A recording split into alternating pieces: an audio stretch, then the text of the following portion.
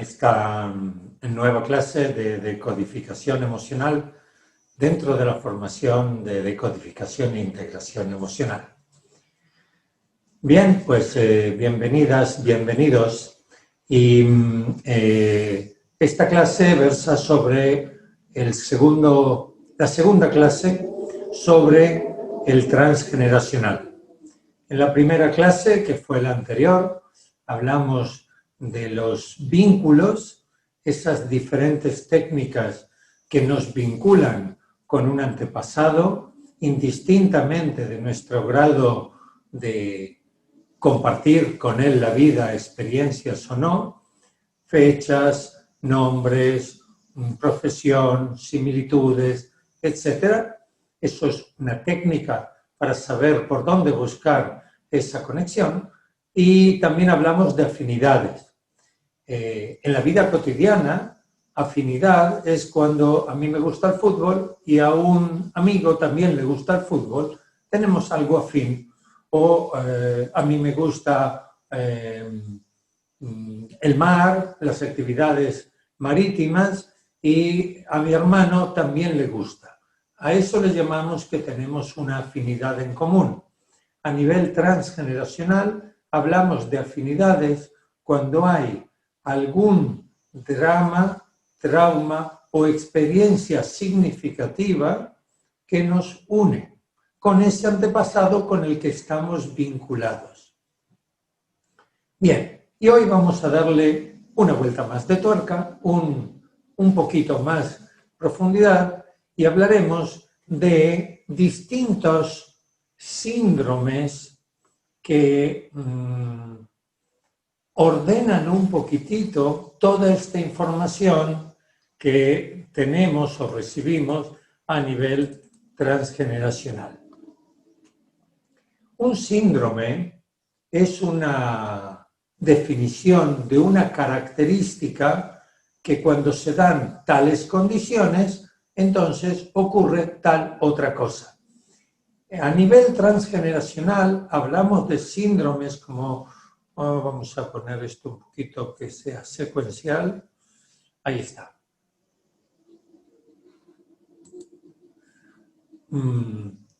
Hablamos de síndromes cuando se da una circunstancia en función del vínculo y de la afinidad que hemos hablado anteriormente. A mí personalmente no me gusta utilizarlo. No me gusta utilizarlo porque encasilla, etiqueta, limita. No obstante, os lo voy a contar y que cada uno de vosotros, con vuestra experiencia, elija. Yo siempre utilizo memoria transgeneracional. Es decir, si tú tienes... Un momento, vamos a agrandar esto para que se vea mejor en el... ¡Ay! He dado sin querer. Ahí está. Mejor. Bien, no importa. Es decir, si una persona tiene un vínculo con el tío abuelo, yo hablo de que puedes tener una memoria transgeneracional de ese tío abuelo. Y me da igual si se le llama doble, síndrome de aniversario, fiestomanía, niño reemplazo o lo que sea. Hay otras escuelas que les llaman incluso línea maestra y otras más que ya por no usarlas ni siquiera las recuerdo. No obstante, os voy a comentar esto simplemente para que lo entendáis. Y luego vosotras elegís qué es lo que mejor se adapta a vuestra comprensión. Doble es aquel que tiene una afinidad especial con un antepasado y está condicionado a reparar un drama o a continuar, aquí está mal escrito, o a continuarlo. No a continuar una reparación, sino a continuar el drama. Por ejemplo, si yo tengo un vínculo con mi bisabuelo. Yo estoy vinculado con mi bisabuelo. Y mi bisabuelo, el drama de la vida de mi bisabuelo, o uno de los dramas que pudo haber pasado en su vida, fue que pasó hambre durante la Primera Guerra Mundial. Él vivió en Centro Europa y pasó hambre. Yo me definiría como doble de mi bisabuelo si yo hago algo que repara el drama. Por ejemplo, vendo comida, tengo abundancia de comida para que nadie, ni yo ni nadie, pase nunca hambre. O bien, por ejemplo, si tuviese sobrepeso, reservas alimenticias, acumularía dinero, recursos para comprar comida y que no pase ni yo ni mi familia hambre. O bien, si continúo el drama, tengo carencias, vivo en la indigencia, no tengo para comer, no llego a fin de mes, etc. Siempre partimos del síntoma. Ahora lo estoy explicando en teoría para que lo entendáis. Síndrome de aniversario, ya lo hablamos cuando estudiamos los ciclos biológicos celulares memorizados. Son hechos, eventos o conductas que se repiten a lo largo del tiempo secuencialmente. Por ejemplo, una secuencia o bien una edad o bien un periodo del año, primavera, Navidad o una fecha. Es decir, hay un aniversario para eso que ocurre. Y aquí ahí en chiquitito pone 8 kilos ninfomanía, y esto es el caso de una persona que vino a consultarme, tenía 34 años, y la razón por la que consultaba era relaciones de pareja. No consolidaba sus relaciones, iban y venían. La historia de esta mujer, porque era una mujer, es que con 8 meses su madre se cae de la bicicleta y sufre un traumatismo cráneoencefálico e ingresa al hospital. Ella con 8 meses se le suspende abruptamente la lactancia. Le estaba dando el pecho, consecuencia de este accidente, radical y abruptamente le suspende el amamantamiento. El padre se asusta porque la madre estuvo muy mal, tuvo un problema cráneoencefálico y estaba ingresada, y el padre atiende a la madre, se va al hospital. Y a la paciente, a la niña, a la bebé de 8 meses, la dejan al cuidado de los abuelos, que la cuidaron bien. ¿Por qué digo bien? Porque llegó a ser adulta, no hubo ningún problema. Pero a los 8 años, se repite el 8, padece de trastornos psicóticos, alucinaciones. Se levanta por la noche, ve seres, tiene miedos, tiene arranques histéricos y es tratada por un psiquiatra infantil. A los 16 años tiene su primer episodio de ninfomanía. Empieza a tener relaciones sexuales, no importa ahora cuándo, pero a los 16 años tiene episodios de ninfomanía. La ninfomanía se caracteriza por una pulsión de actividad sexual y que no llega nunca al orgasmo y quiere más, y quiere más, y quiere más, y repite, y repite. Ok, a los 24 años vuelve a tener, y lo tiene en ese momento a los 16 años, y luego se disipa. Sigue teniendo una vida normal, un comportamiento normal también en el plano sexual. A los 24 años vuelve a tener el episodio de ninfomanía durante cierto tiempo y además fuma compulsivamente. A los 32 años se repite todo el tiempo múltiplo de 8, fuma, bebe, alcohólica y ninfomanía. ¿Qué está ocurriendo aquí? Se repite una memoria, en este caso no es transgeneracional, es una memoria del proyecto sentido gestacional. Sin embargo, se repite cada 8. Cada 8 meses, 8 años, 8 años, 8 años, y cada vez con mayor gravedad. Lo mismo ocurre a nivel transgeneracional. Hubo un caso, lo he comentado en la clase anterior, de un joven que no tenía relaciones sociales, con 14 años, y que se peleaba mucho en el colegio. Y estaba vinculado con un bisabuelo, tío bisabuelo, que fue muerto a hachazos durante la guerra. Y él, supuestamente, reparaba haciendo justicia.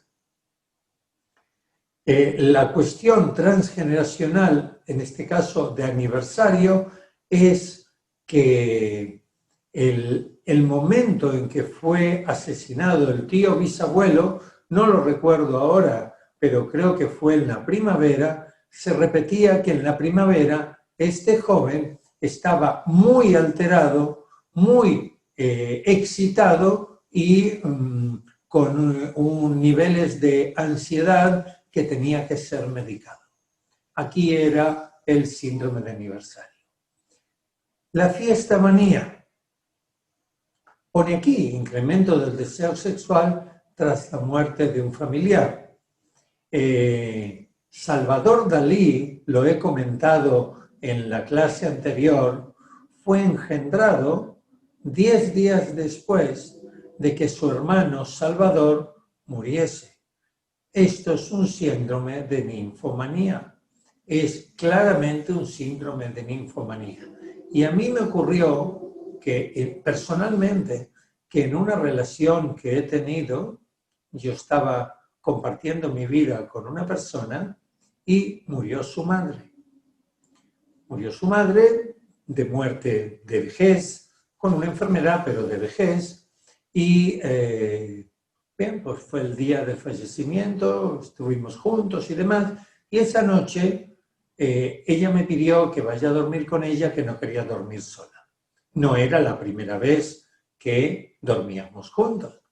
Sin embargo, esa noche su hija, que también convivía con ella, pidió de traerse el colchón a la habitación de la madre porque no quería estar sola y lo puso en el suelo. Nosotros dormíamos en la cama matrimonio y ella dormía en el suelo. La niña era una adolescente, no era una bebé o una niña pequeñita. Pues esa noche, a pesar de que su hija estaba en la habitación, hubo sexo. Es claramente un síndrome de fiesta manía.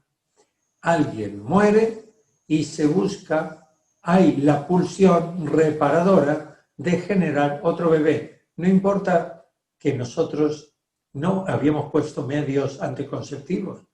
Sin embargo, la pulsión biológicamente es natural y tiende a reparar la pérdida de alguien en el clan. Niño de reemplazo. Y aquí pone yacente horizontal. Dentro de un momento hablaré extensamente de lo que es el yacente. Pero en este caso es un niño que sustituye a un hermano muerto anteriormente. Puede ser un hermano nacido o un hermano no nacido. En este caso sería un aborto. Siempre, siempre, siempre, ya lo comenté en otra clase, que una mujer pierde un hijo, ya sea gestado o nacido, un aborto o después de haber nacido, con cualquier edad, el que viene después, si viene un niño después, ocupa el lugar del anterior. Uno de mis primeros trabajos, cuando tenía alrededor de 20 años, fue dar clases de tenis. Yo daba clases en un club de tenis en el extranjero, fuera de España, y tenía distintos alumnos, niños, mujeres, adultos, y también daba clases particulares. Y había una persona a la que le daba clases particulares, el notario del pueblo, notario y abogado. Y a este señor yo le daba clases por la mañana temprano. Y evidentemente que entablamos amistad. Y también le daba clases a su hijo, que estaba en un grupo, y a una niña pequeña, que era una hermanita, que estaba en otro grupo. Al único que no le daba clase de la familia era la mujer, pero también los conocía porque habíamos entablado amistad. Cierto tiempo después, yo dejé ese trabajo y me vine a vivir a España. Y años después, no recuerdo bien si eran 5, 6, 7 años después, en una de mis visitas a este país, fui a visitar a este señor, a David, y estaba en su casa porque éramos amigos, teníamos una memoria de amistad, unos recuerdos. Y estaba en su casa y él sonriente me dice, ven, te voy a presentar a un nuevo miembro. Y aparece un bebé corriendo, con pañales, pequeñito, de 1 año y medio, y me presenta a su hijo. Y le digo, ¿y esto? Dice, mira, hace un par de años, nuestro hijo mayor, al que tú le dabas clases, murió en un accidente de carretera. Había hecho autostop y el coche que lo llevó tuvo un accidente y el joven, que entonces tenía 14, 15 años, murió. Y con mi mujer, un día decidimos dejar de llorar su muerte y traer otra vida en su memoria.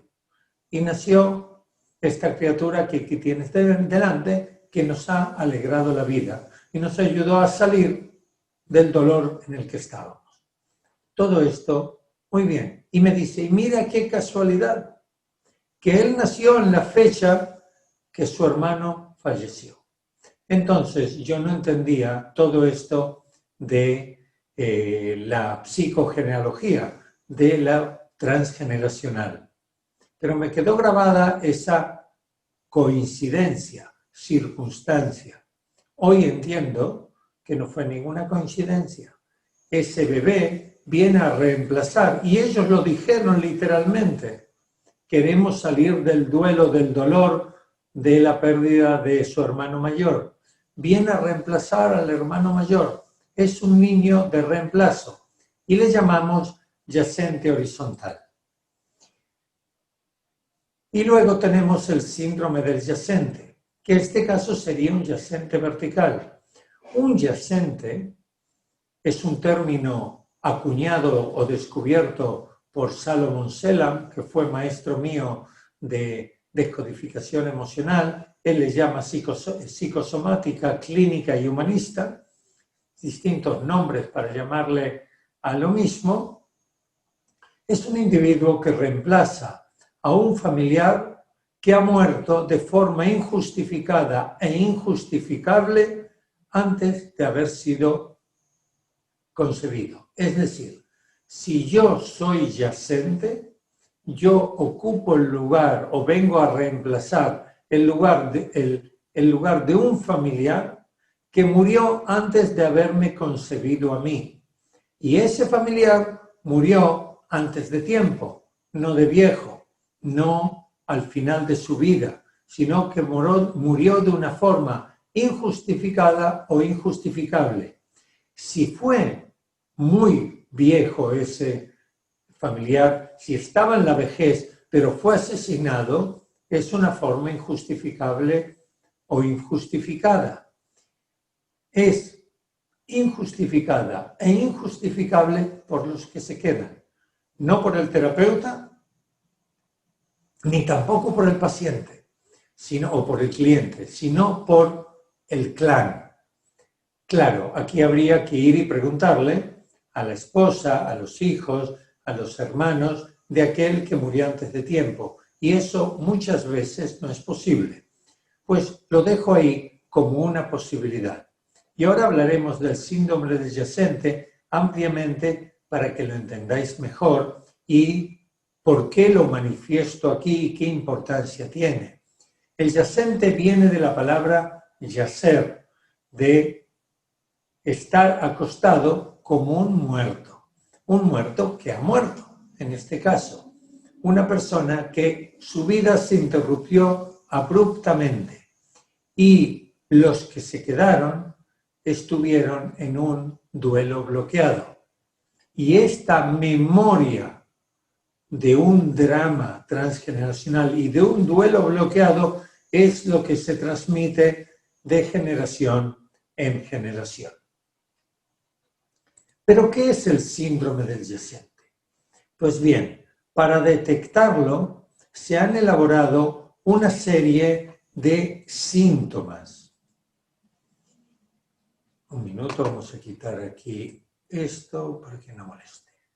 Sí. El discurso del síndrome del yacente, es decir, la persona que es yacente y supuestamente no lo sabe, en un futuro pueden ser vuestros consultantes o puede ser cualquiera de vosotros, y voy a ser morboso. Yo detecto en alguno de los miembros de este grupo que actualmente está aprendiendo decodificación e integración emocional, en esta promoción yo detecto algunos yacentes, pero vosotros me lo vais a decir.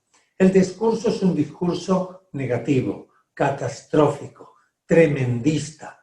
Utiliza mucho lo negativo, piensa que esto no va a funcionar, que aquello no va a ser, que la experiencia que va a vivir va a ser muy difícil, cuesta arriba, manifiesta constantemente que las cosas le desagradan, una actitud muy crítica, catastrófica, incluso puede que hable mucho de la muerte o mucho de la vida. Ese es el discurso.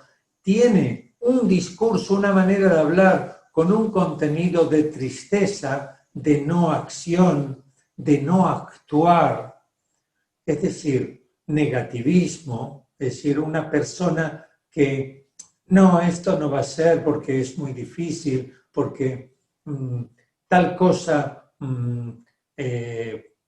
a mí no me va a salir bien, o yo no soy capaz. ¿Ok? Ojo, no todas las personas que tienen un discurso así son yacentes. No correr, ir despacito. La actitud física.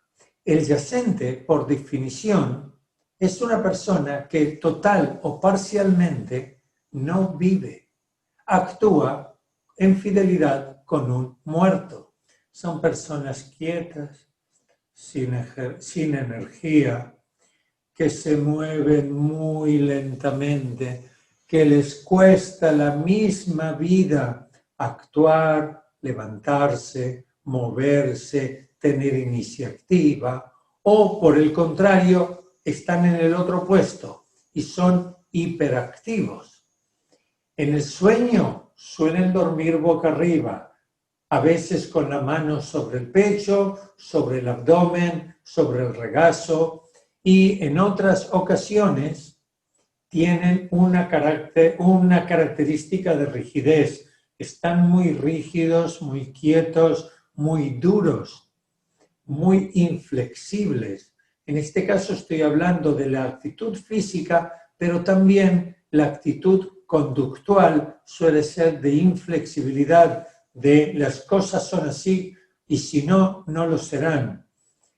Cuando hablamos aquí de la postura del sueño, yo hablo de boca arriba, y si yo te preguntase cómo duermes, y si yo sospecho que tú puedas ser yacente o padecer las consecuencias de ser yacente, que aún no lo he dicho, entonces yo te preguntaría, oye, ¿en qué postura duermes? Y vamos a suponer que me dices de lado. Entonces yo te preguntaría, ¿y en qué postura te despiertas? De noche, cuando vas a hacer pipí, si te levantas para ir al baño, o por la mañana. ¿Y por qué hago esta pregunta? Porque es la postura que le es cómoda al inconsciente. Y si el inconsciente se asocia con el lado yacente, entonces dormirá boca arriba. Quizás. La conducta. La vestimenta del yacente suele ser negativa, triste. ¿Qué es una vestimenta negativa, triste? ropa oscura, negra, burdeos, grises, azules oscuros, colores oscuros. Y entonces aquí yo no le pregunto de qué color se viste, sino que le pregunto al supuesto yacente, oye, ¿de qué color es tu vestuario? Si abres ahora la puerta de tu armario, ¿de qué color, cuál es el color dominante? Y si me dice oscuros, negros, grises, pues bingo, hay un síntoma asociado. Pero si me dice de todos los colores, principalmente colores vivos, floreados, pues este tema lo dejo de lado. El yacente como conducta suele ser dormilón, tendencia a yacer, a estar acostado, y tiene una tendencia, porque tiene poca energía, a tener que dormir la siesta para recuperar. Ojo, no todos los que duermen la siesta o se visten de negro son yacentes. Por supuesto que no, pero un grano no es un granero, pero muchos granos hacen un granero. El yacente tiene la sensación de siempre estar solo, aunque esté con compañía, aunque esté con un grupo de personas. Tristeza. La tristeza es un factor que le acompaña y aparentemente sin razón que lo justifique. Aparentemente. El placer, el yacente tiene una riña con el placer. Le es muy difícil disfrutar de las cosas. Es probable que vosotros lo veáis y tenga una sonrisa franca y sea una persona alegre. Mi maestro Salomón Selam, que fue el definidor del síndrome del yacente, y de esto y más ha escrito 2 libros sobre el síndrome del yacente, es una persona muy simpática, una persona que alegra las fiestas, siempre se está riendo. Y si él se reconoce como yacente de 8 miembros de la familia. El problema del placer estaba hablando. El yacente tiene dificultad para disfrutar. A veces lo justifica con que no tiene tiempo, con que no tiene dinero, con que está ocupado, con que tiene otras prioridades, otras cosas que hacer. En el fondo es la fidelidad con aquel que murió. No olvidemos que el placer, ya lo hemos estudiado, está completa e íntimamente relacionado con vivir. Todo lo que nos da placer tiene como objetivo mantener la vida. Y el yacente se identifica inconscientemente con la muerte. Por eso tiene problemas con el placer. Y aquí pone objetos familiares. Se trata de que el yacente se siente atraído o guarda objetos familiares de aquel al que sustituye. En el budismo tibetano, para descubrir el heredero de un lama, el sucesor de un lama, es decir, aquel cuerpo en el que el lama tal se ha reencarnado, pues por un lado, otros lamas hacen un ejercicio espiritual para conectar con el mundo espiritual y reconocer dónde está o quién puede ser esa reencarnación del lama tal o cual. Y otro de los ejercicios que hacen es que cuando aún es un niño o joven, ese lama reencarnado, le ponen objetos diversos que tiene que elegir. Por ejemplo, si el lama fallecido usaba gafas, anteojos, pues ponen 10 o 15 diferentes juegos de gafas, y el niño al cual se le considera reencarnado del lama fallecido tiene que elegir. Pues elige las gafas que correspondían a su antepasado kármico en este caso. Y los yacentes, nosotros, sin ser los representantes espirituales de otra generación, no estamos hablando aquí de reencarnación álmica, estamos hablando de un síndrome psicológico transgeneracional. También elegimos objetos de ese antepasado.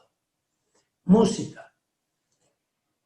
Aquel que pueda ser yacente tiene una tendencia a escuchar música triste. Blues, soul, fados, boleros, chill out, música triste, calma, lenta y no música marchosa y activa.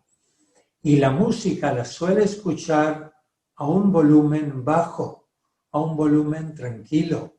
Su vivienda suele ser un entorno umbrío, un entorno con las persianas o las cortinas echadas.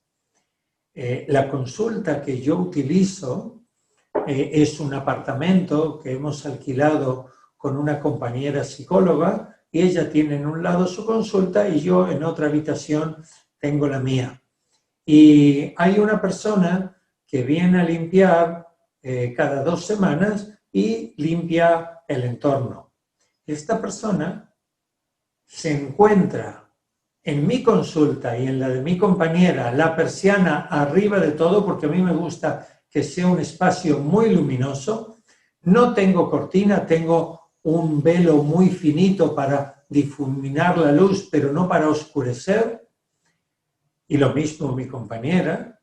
Y ella termina bajando la persiana hasta dejar 20 o 30 centímetros de la parte inferior y que esté todo en penumbra. Su argumento es para que no se ensucien los cristales. La realidad es que es yacente. Y lo digo no solo por las persianas, sino porque en alguna ocasión estuvo en consulta y lo ha reconocido. Ha participado en algún taller que he dado y se ha reconocido a sí misma como yacente, pero no lo puede evitar. Sin embargo, yo encontré la solución para que no baje la persiana, no para que deje de ser yacente, eso es asunto suyo. He traído un par de macetas y entonces le he dicho que no baje la persiana porque las macetas, las plantas, necesitan luz, pero eso es otro tema. Hiperactividad, ya lo comenté antes. Algunos yacentes, en vez de estar muy quietos, están muy activos. Están todo el tiempo moviéndose y con un grado alto de inquietud e intranquilidad. La luz, la penumbra, la oscuridad, ya lo he comentado, el silencio. Yo personalmente me reconozco yacente. O mejor dicho, me reconocía yacente. Durante un gran periodo en mi vida, hasta casi los 40 y pico de años, tenía dificultad para disfrutar. Sigo durmiendo preferentemente boca arriba. Me molesta cuando voy de viaje llevar la maleta, la valija, y arrastrarla por las ruedas, en especial si el suelo es irregular y va haciendo brrr. Ese ruido me molesta. Cuando conduzco, me molestan los coches ruidosos. Una de las características primeras que yo observo en un coche al comprarlo es que sea silencioso. Y mi ilusión es comprarme un coche eléctrico. Me gusta el silencio, me gusta que haya quietud. Tiene que ver con mi lado yacente, sin ninguna duda. Los yacentes, como una parte de ellos, y ahora veréis por qué os digo una parte de ellos, ocupa el lugar de un muerto, son personas frioleras, que tienen frío. Incluso en verano, siempre van con algo para echarse. De noche se tapan y duermen con un pijama o con ropa. ¿Por qué? Porque su nivel corporal, de temperatura corporal, se asocia con el de un muerto. Deportes. Los yacentes, dado de que es un arquetipo colectivo, es decir, una conciencia colectiva, que los muertos van al cielo, es parte de toda la humanidad que los muertos van al cielo, indistintamente si los enterramos en la tierra, se considera que el alma, el espíritu, va al cielo. Nadie lo ha probado, pero es una creencia colectiva. Los yacentes tienen una actividad, una afinidad y una atracción por la altura. Le gusta volar, le gusta estar en un sitio elevado, mirar por un balcón, estar en lo alto de una montaña. El yacente se dedica a actividades que puedan tener que ver con la altura. En este caso, actividades de ocio o deportivas. Ya lo sabéis que yo he sido piloto. Me gusta volar y he volado en diferentes aparatos. Me gusta subirme a una escalera, subirme a un tejado, mirar por un balcón. Mi consulta está en un 8º, que es el piso más alto de ese edificio. Me gusta el montañismo y estar en lo alto de una montaña y ver el paisaje. ¿Por qué me gusta? Pues probablemente por mi lado yacente. Ya hablé de la música y del ruido. Los yacentes suelen ser personas con tendencia a dormir mucho y duermen, ya hablé de la postura del sueño, pero duermen a veces con mucha rigidez y se suelen despertar cansados, suelen tener dificultad para relajarse durante el sueño.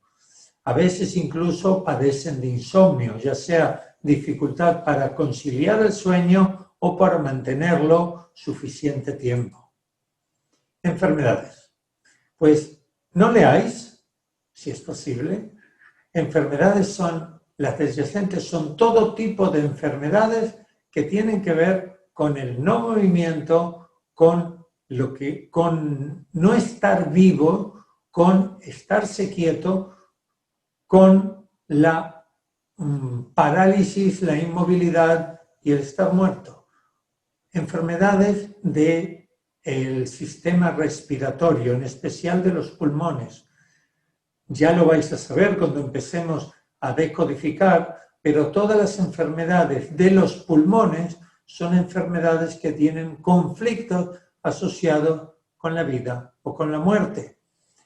Parálisis, actividades antimovimiento, artritis, artrosis, esclerosis múltiple, esclerosis lateral amiotrófica, bruxismo, apnea, es decir, que tiene dificultades para respirar, ya sea en vigilia o ya sea durante el sueño. Bruxismo, apretar la mandíbula, parasitosis intestinal, tener parásitos en los intestinos que se comen el alimento y la persona cada vez está más delgada y si no se trata bien termina muriendo. Depresión, delirio, autismo, vivir en otro mundo, vivir en otra vida, catalepsias, crisis nerviosas inexplicables, algunos tipos de sobrepeso, algunos casos, mejor dicho, de sobrepeso, diabetes. La diabetes es una enfermedad que se significa por la dificultad para gestionar los niveles de azúcar en sangre. Es una enfermedad del páncreas que o bien secreta mucho o poco insulina o glucagón consecuentemente los niveles de sangre se ven alterados. El nivel de azúcar en sangre, tiene que ver con la parte afectiva y el yacente tiene problema con la parte afectiva. Niños o personas superdotadas con una alta capacidad, ya sea intelectual o ya sea de habilidad. Todo esto tiene que ver con el síndrome del yacente. Oficios. Ya hablé de la altitud, pero un actor, por excelencia, es un candidato a ser yacente, a padecer el síndrome del yacente, ya que adopta otra personalidad. Vamos a ser pedantes, adopta la personalidad del muerto que tiene que ocupar. Pero aunque viva diferentes personajes en las distintas obras que interprete, está jugando a ocupar el lugar de otro. Tengo un conocido que se dedica a la tanatoestética, a maquillar a los muertos. ¿De dónde le viene esa afinidad, ese deseo, esa inquietud?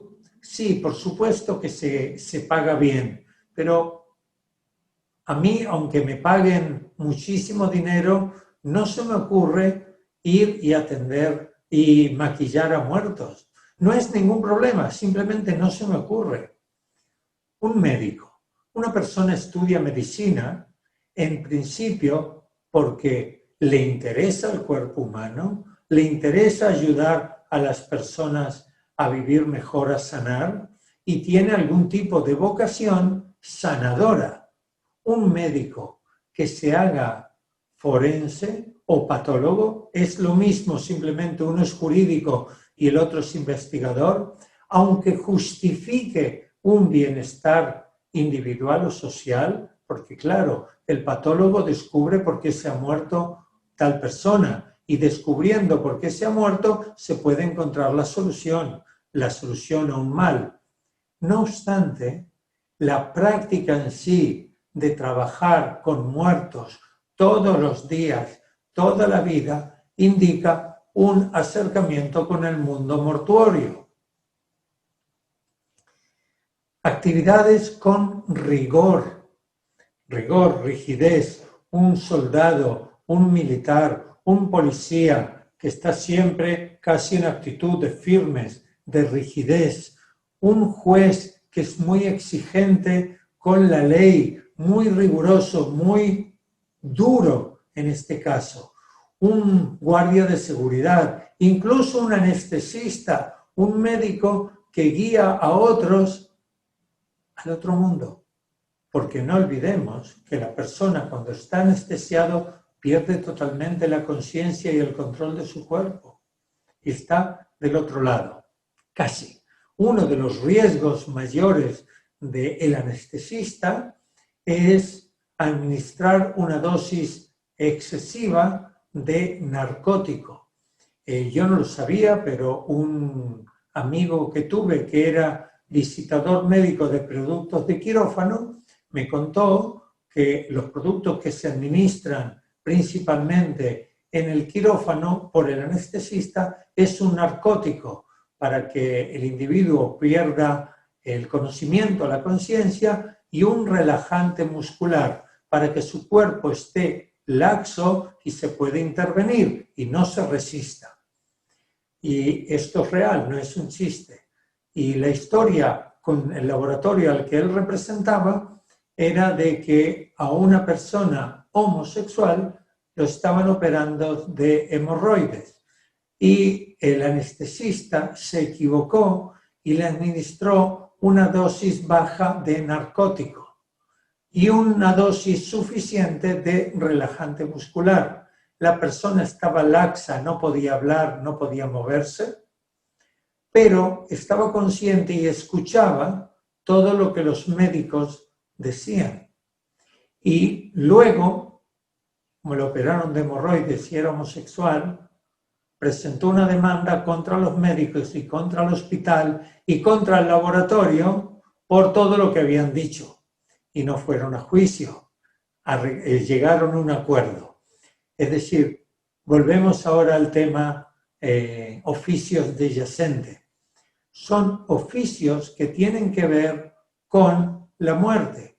Es decir, una persona que es antropóloga, una persona como Anne-Céline Schwarzenberger, es esta mujer que os mandé a leer su libro hay mis abuelos, que fue una psicoterapeuta en psicogenealogía, creadora o pionera en la psicogenealogía, la psicología de los antepasados.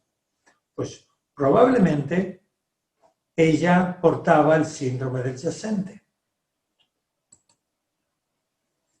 Y otro síntoma que tiene que ver con el síndrome yacente es el nombre.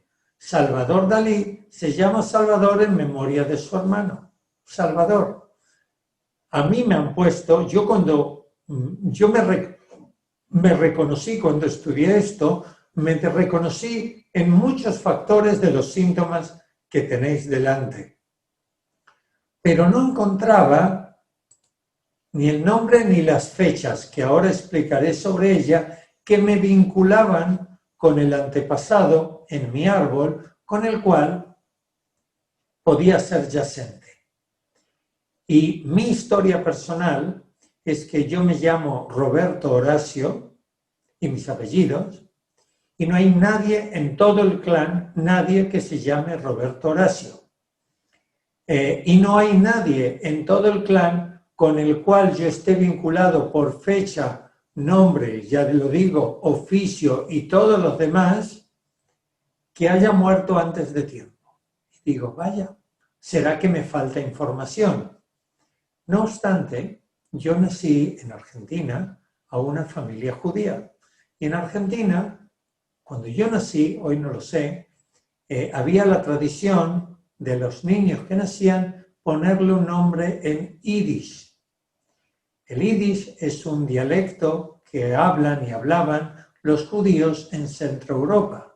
Mi familia provenía de Centro Europa y cuando yo nací me pusieron el nombre Motl. Motl en yiddish es un nombre y me lo pusieron en nombre de un tío de mi padre que murió de cáncer. Y murió antes de tiempo. Y fue la primera muerte que mi padre vivió en su vida con 17 años. Y lo que me indicó que este tío era a quien yo sustituía, aparte que me pusieron el nombre en su memoria, es una frase que dijo mi madre. El tío Motul fue para papá como un padre. Lo protegía, lo cuidaba, lo guiaba. Es decir, que su muerte para mi padre fue aún más significativa y a su primogénito le puso el nombre de ese tío padre simbólico que perdió. Pues entonces me encaja que esa muerte fue un duelo bloqueado y a mí, inconsciente y conscientemente, me otorgaron el sustituirlo a ese padre. Y aquí he puesto el tema fechas. Cuando estamos, y estos son las fechas de vinculación, sencillamente. Es decir, fecha de nacimiento, fecha de concepción, fecha de defunción o punto Y, es decir, los 4 cuartos del círculo que vimos en la clase pasada. Una persona que tenga uno o todos los síntomas de este síndrome no significa que es yacente. Una persona puede tener todos estos síntomas y no ser yacente. Ser, por ejemplo, esquizofrénico, o tener un trastorno de la personalidad, o ser un inversor psíquico. Hablamos de la inversión psíquica en clases de lo contemporáneo. Y una persona puede tener un solo síntoma y identificarse como yacente. ¿Por qué? Porque los yacentes, yacente vertical, en este caso hasta 4 generaciones, es una persona que la consecuencia de ser yacente es que su vida está bloqueada. Su vida va como con el freno de mano echado, como arrastrando una piedra. Y tiene un conflicto con el placer. Ya lo he mencionado varias veces, que el placer está relacionado con vivir. Y esta persona se está asociando con no vivir, total o parcialmente. Hay que decirlo, que un yacente 100% no está viendo este vídeo. Un yacente 100% es que íntegramente es yacente, es una persona que languidece, que subsiste, que no tiene fuerza para nada, casi ni para hablar, y que no viene a terapia a pedir ayuda, o no hace un curso de crecimiento personal o de formación profesional que signifique ayudar a los demás a vivir mejor. Un yacente no estaría viendo esto un yacente al 100%. Sin embargo, sí, un yacente parcial, uno que es 60% yacente, 70%, 80% yacente, que tiene dificultades, pero tiene una parte de sí que quiere vivir, que está muy activo, que está con motivación, con líbido, con vitalidad, con la intención de sanar el resto, de mejorar, de superarse.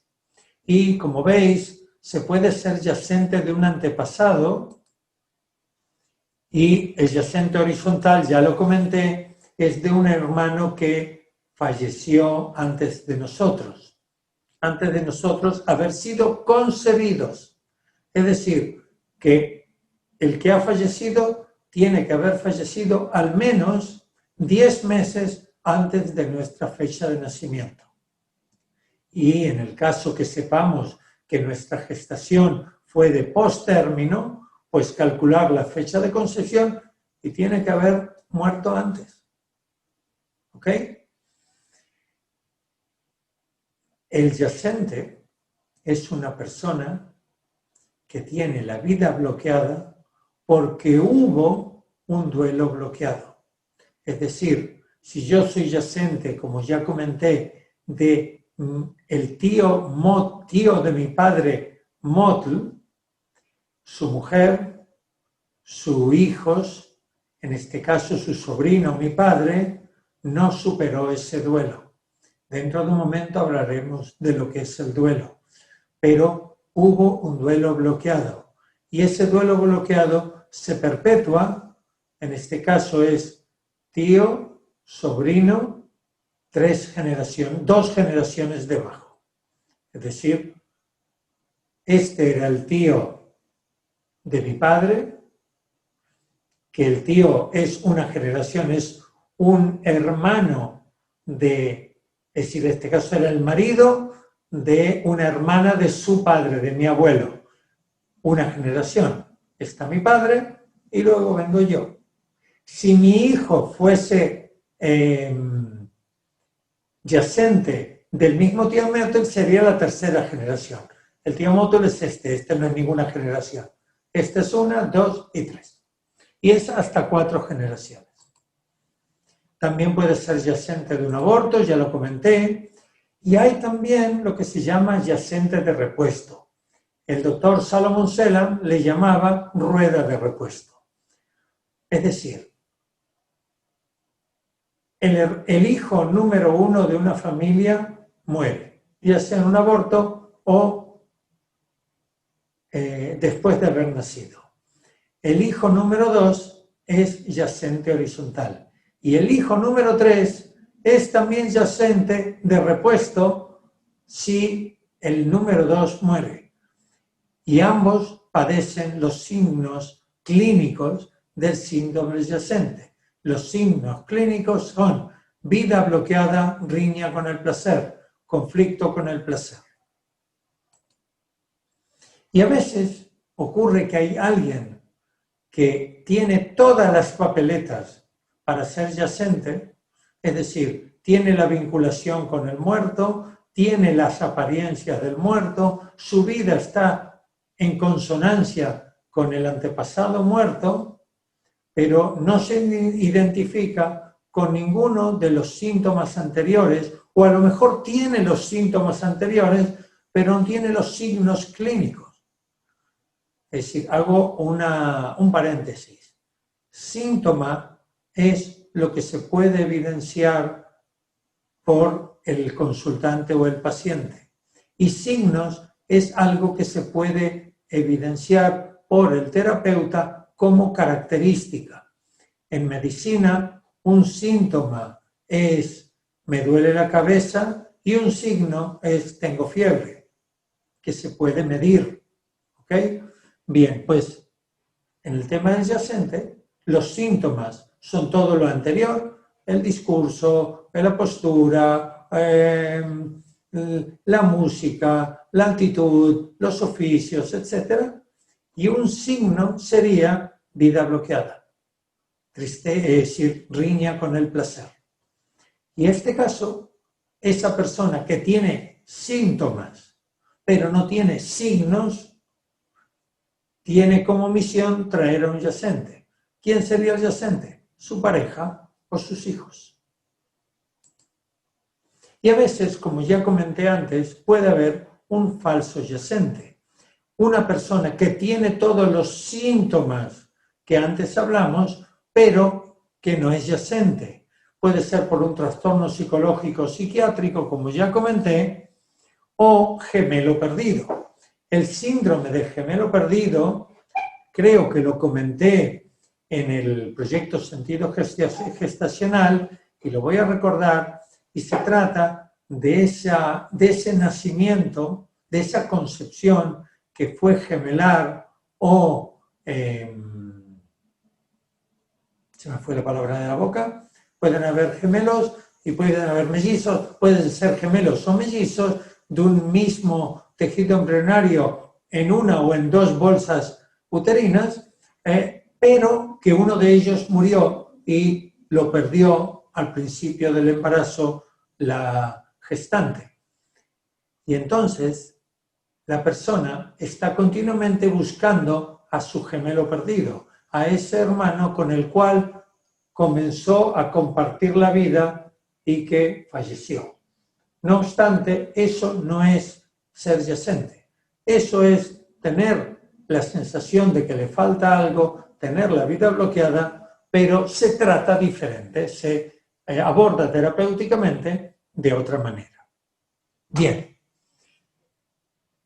Abunda muchísimo a nivel transgeneracional el hecho de que hay en ese antepasado con el que estamos vinculados una afinidad que tiene que ver con el duelo, con la pérdida de algo o de alguien, y se quedó ese duelo bloqueado.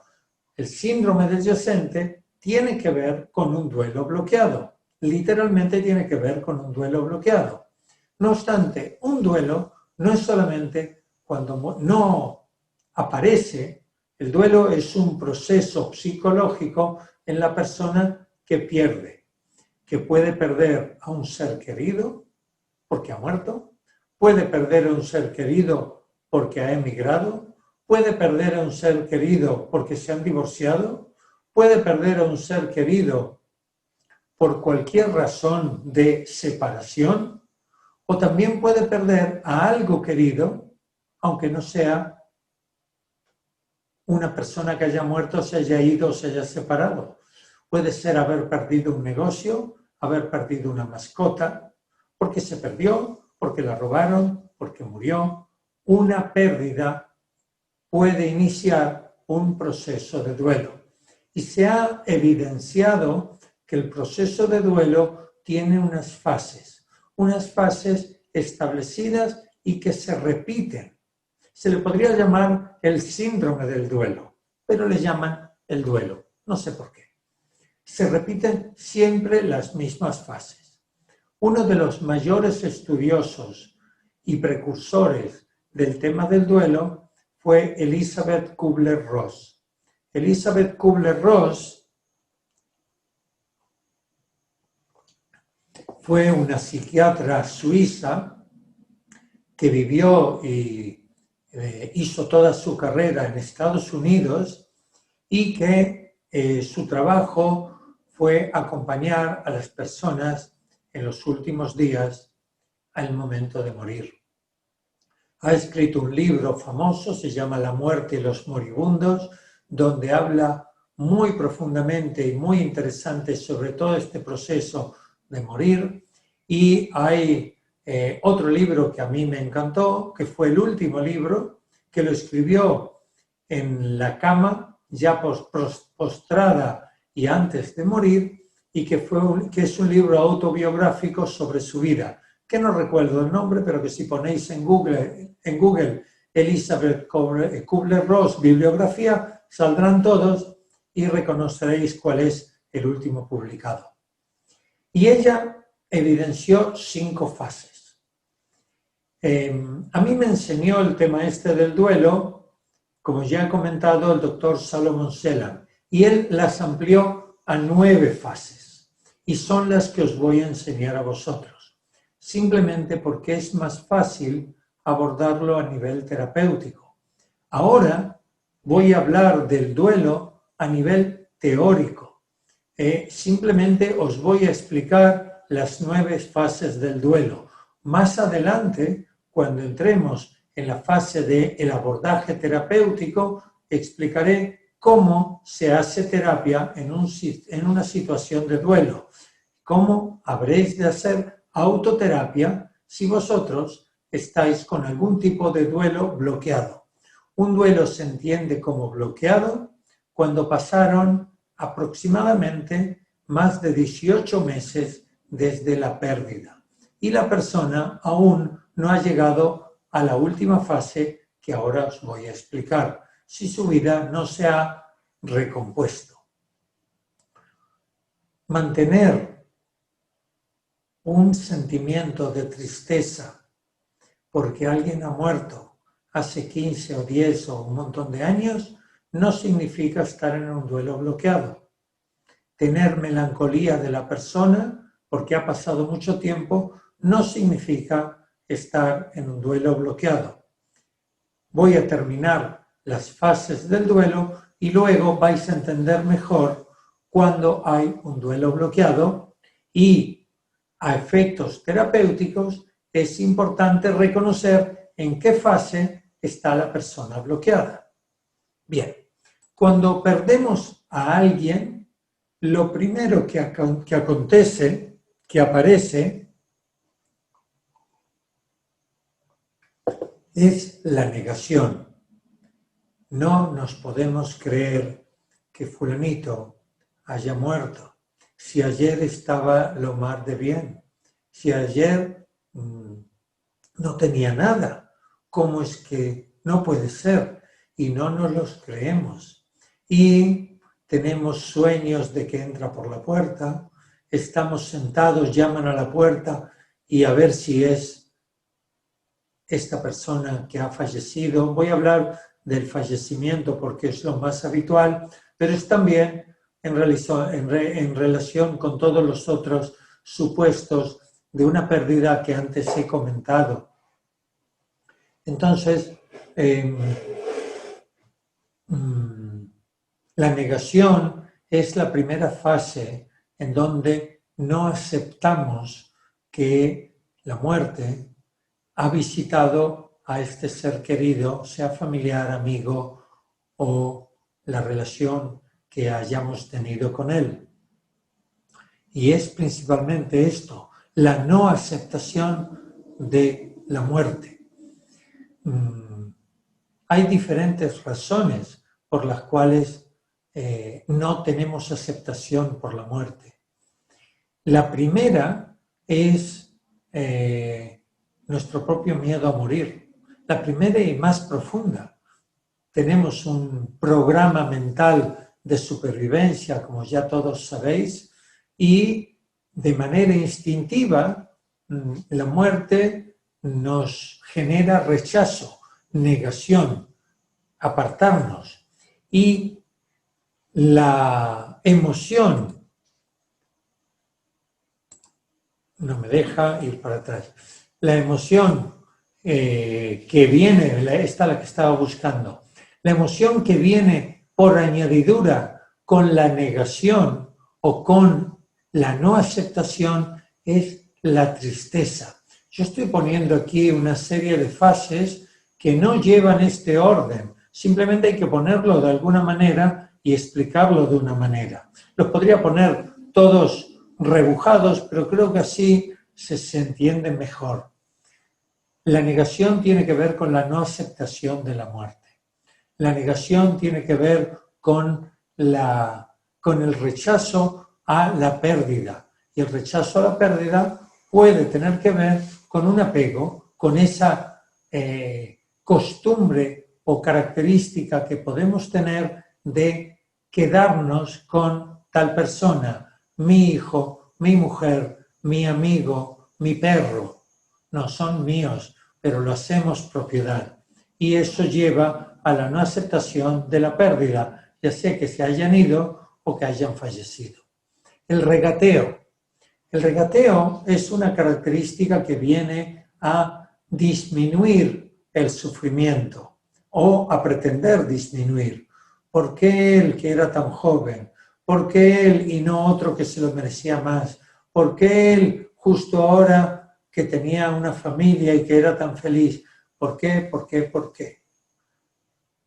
Buscamos en juzgar la justicia universal o la justicia divina, según como sean tus creencias, y ver que hay una injusticia en esa pérdida y entonces buscamos la alternativa.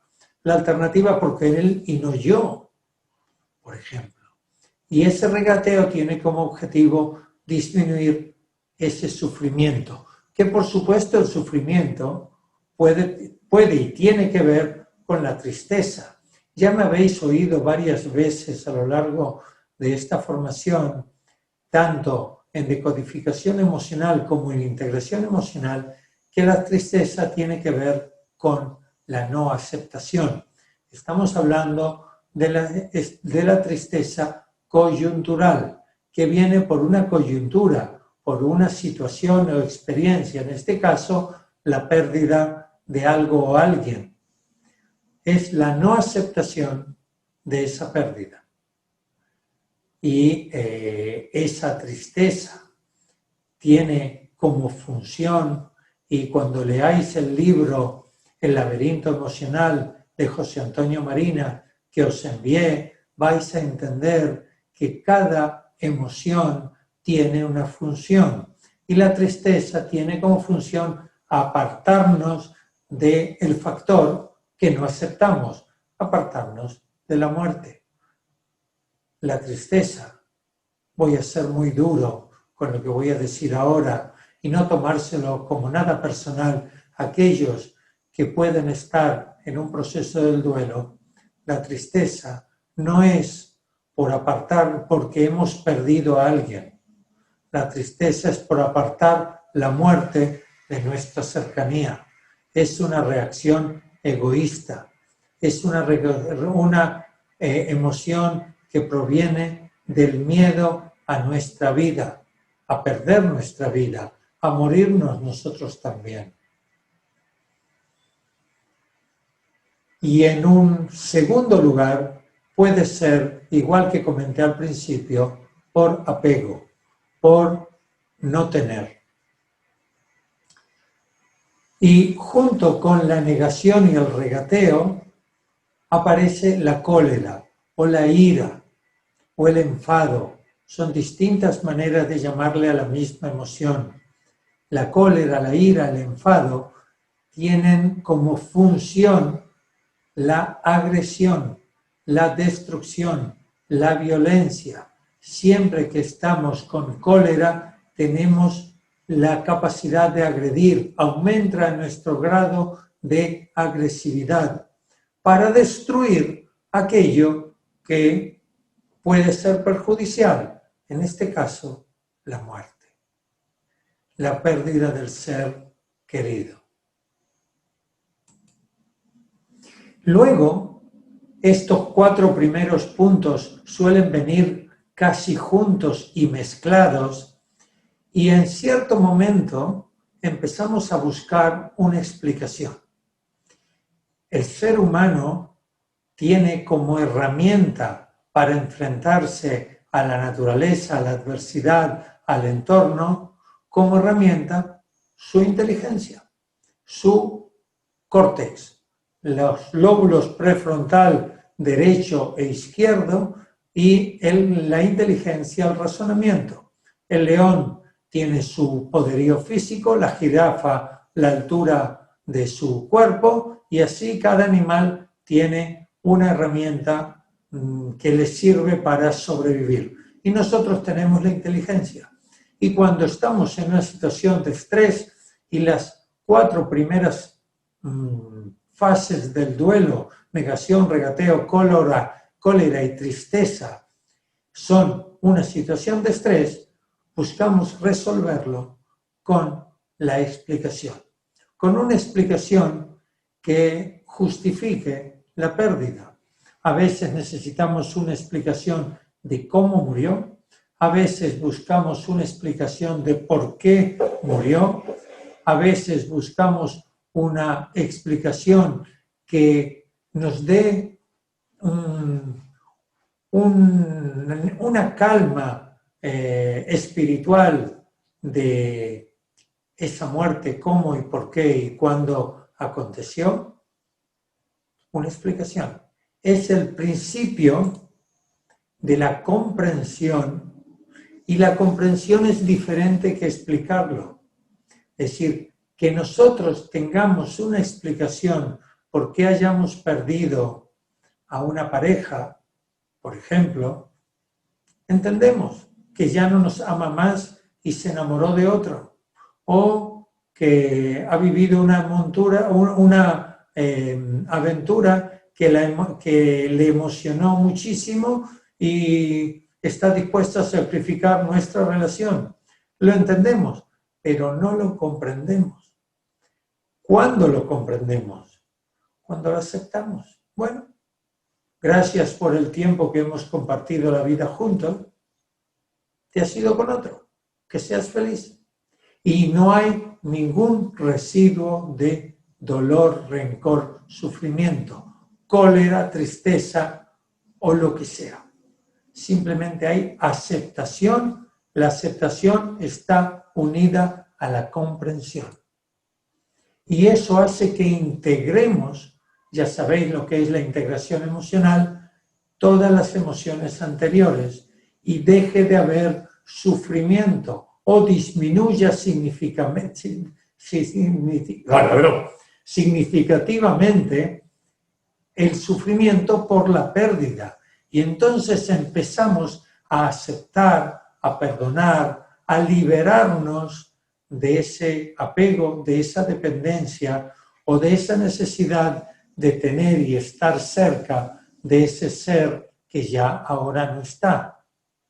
Y entonces podemos reinvertir y volver a nuestra vida de manera cotidiana. Si fue una ruptura de pareja, volver a enamorarnos, a entregarnos y a construir una ilusión o un futuro en común. Si fue una pérdida, volver de un ser querido que ha fallecido, volver a vivir plenamente, aunque sintamos un poco de tristeza, aunque lo echemos de menos, aunque lo añoremos. Aquel amigo que perdió a su hijo adolescente, cuando tuvo a su nuevo bebé, en lugar del otro, conscientemente tenía una razón para vivir. Es probable que aún hoy, que ya pasaron 15 años de aquella historia, cuando yo estaba en su casa y conocí a su bebé, es decir, que ese bebé ya hoy es un adolescente, es probable que hoy también este amigo recuerde a su primogénito y tenga un pellizco de dolor o de molestia o de melancolía porque haya fallecido. Pero ha superado el duelo bloqueado. El duelo se desbloquea cuando hay principalmente las 2 últimas fases que veis aquí, cuando hay aceptación, perdón, liberación y volvemos a vivir y hay reinversión. Entiendo que primero hay que entender todas estas fases y con la práctica va a haber la posibilidad de reconocer en el otro o en vosotros mismos dónde puede estar bloqueado el duelo.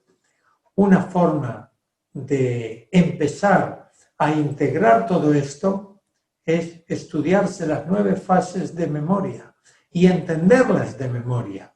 En el libro, en el capítulo 4, hablo de las 9 fases y describo una por una, con otras palabras, con otras definiciones.